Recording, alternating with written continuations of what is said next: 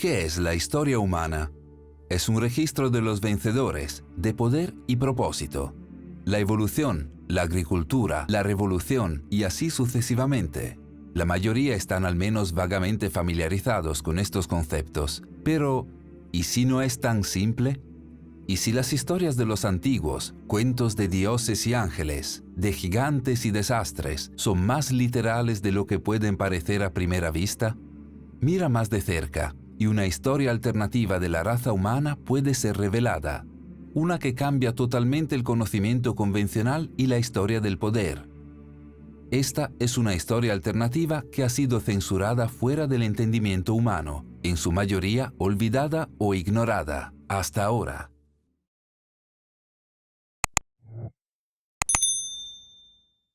El libro antiguo de Enoc relata el estado de la tierra y la humanidad antes del diluvio. Ángeles caídos, una raza de gigantes conocidos como Nefilim y profecías varias son descritas en él. A principios de 1946, en la región ahora conocida como Cisjordania, un grupo de adolescentes beduinos estaban cuidando sus ovejas y cabras cerca del antiguo asentamiento de Qumran. Para pasar el tiempo, por monótono que fuera, tiraron alrededor las rocas que encontraron esparcidas por el áspero terreno desértico. Cuando una de esas rocas fue arrojada en la extensión oscura de una cueva, los adolescentes se sorprendieron al escuchar un fuerte ruido estremecedor resonando desde dentro. Explorando, encontraron una colección de grandes tinajas de barro, una de las cuales se había roto. Aunque no lo sabían en ese momento, estos adolescentes habían hecho un descubrimiento histórico. Dentro de los frascos había una serie de pergaminos antiguos. En los años que siguieron a este descubrimiento, arqueólogos, historiadores y cazadores de tesoros encontrarían fragmentos de pergaminos adicionales en otras 10 cuevas de la zona. En conjunto formaron unos 800 a 900 manuscritos, colectivamente conocidos como los pergaminos del Mar Muerto. Entre estos manuscritos estaban grandes porciones de un misterioso texto religioso no canónico que había sido olvidado durante mucho tiempo. Se llamó el Libro de Enoc. En su totalidad, el Libro de Enoc se compone de 5 libros: el Libro de los Vigilantes, el Libro de Parábolas, el Libro Astronómico, las Visiones de los Sueños y las Epístolas de Enoc, que contiene unos 100 capítulos.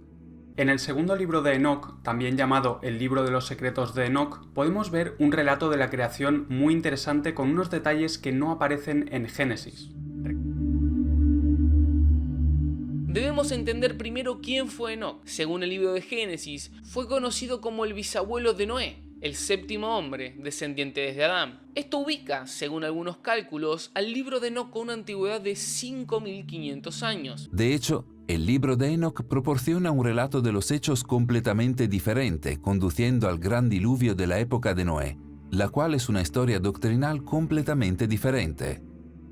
Recordemos que al ser un libro apócrifo fue apartado del canon bíblico oficial, seguramente porque revelaba demasiada información. Este manuscrito comienza explicando el ascenso de Enoc a los cielos y todo lo que vio ahí arriba. Al llegar al último cielo, Dios le reveló todos los secretos de la creación, algo que ni siquiera los ángeles conocen.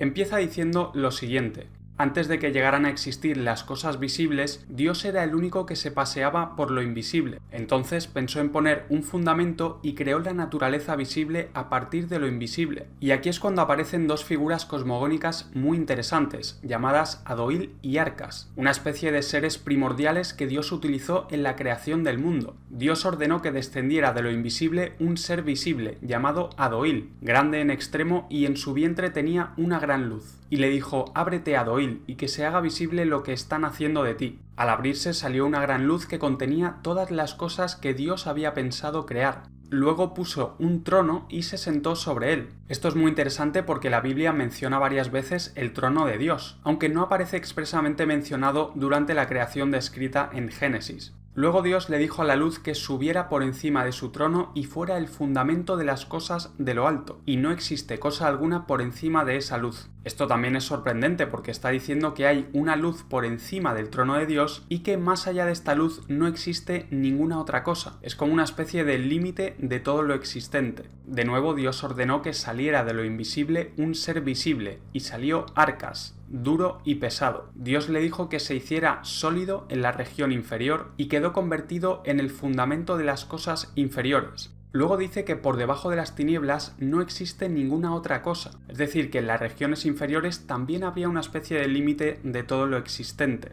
Después de crear las regiones superiores e inferiores, Dios mandó que se hiciera una combinación de luz y tinieblas, una combinación espesa y rodeada de luz. Y así es como surgió el agua. La extendió por encima de las tinieblas, por debajo de la luz, y así dio consistencia al abismo. Seguidamente Dios puso un fundamento de luz alrededor del agua y forjó 7 círculos interiores, formando algo parecido al cristal, a la vez húmedo y seco, como si fuera un vidrio. Esto es algo bastante sorprendente, el fundamento de luz que puso alrededor de las aguas. Al respecto cabe mencionar una interesante nota que aparece en la versión inglesa que yo tengo del segundo libro de Enoc y que dice lo siguiente: el fundamento de luz alrededor del agua, que es como cristal o vidrio, es probablemente una referencia al cielo. Una creencia típica de la época era que el cielo era una expansión de agua como un mar inmenso. Curiosamente esto cuadra con lo que vio Enoc en el primer cielo, un mar inmenso, mucho más grande que cualquier mar que hay en la tierra.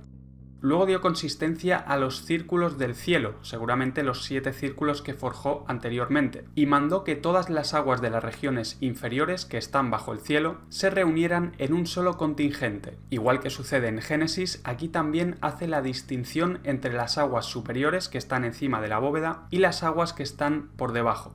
Después creó grandes rocas a partir de las olas y también la tierra seca, y al centro de la tierra lo llamó abismo o precipicio. Esto es muy interesante porque el primer libro de Enoc menciona el centro de la tierra, y dice que ahí se encuentra una montaña santa, además de otras montañas con barrancos muy profundos.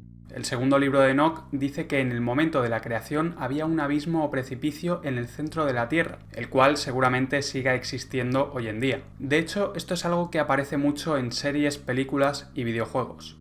Sigue diciendo el libro que Dios le puso unos límites eternos al mar y forjó un firmamento sobre las aguas. La palabra forjar indica la creación de un firmamento más bien sólido, como una especie de cubierta metálica o cristalina.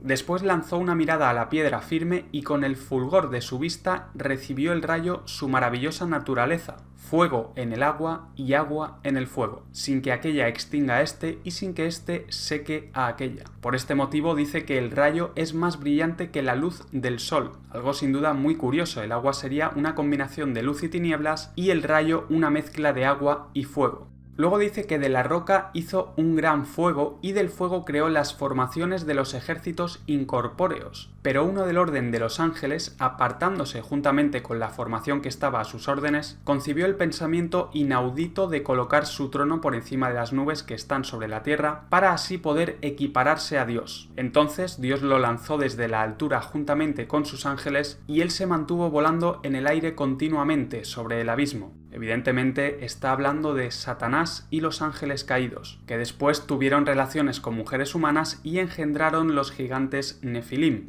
Al tercer día ordenó a la tierra que produjera árboles grandes, montes, hierbas y toda clase de semillas para sembrar. Es curioso que diga grandes árboles. Ya hemos hablado en algún vídeo de árboles gigantes que podrían haber existido en la época antediluviana.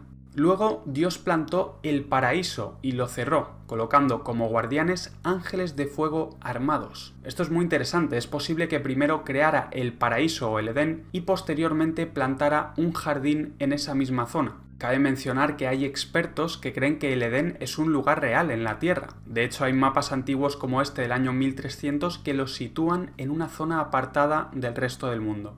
El cuarto día de la creación, Dios mandó que surgieran grandes luminarias en los círculos del cielo, y aquí no solo habla del sol, la luna y las estrellas, sino que además menciona la existencia de varias estrellas de gran magnitud, todas con nombres griegos, las cuales estarían en los diferentes círculos del cielo. ¿Podrían ser estas grandes estrellas las causantes de los eclipses u otros fenómenos celestiales? Sin duda es algo a tener en cuenta. El sexto día dio órdenes a su sabiduría para que creara al hombre. Y aquí cabe resaltar la sabiduría de Dios, que parece ser su consejera en el proceso de la creación. De hecho, más adelante dice que el pensamiento de Dios es inmutable y no tiene otro consejero que su propia sabiduría.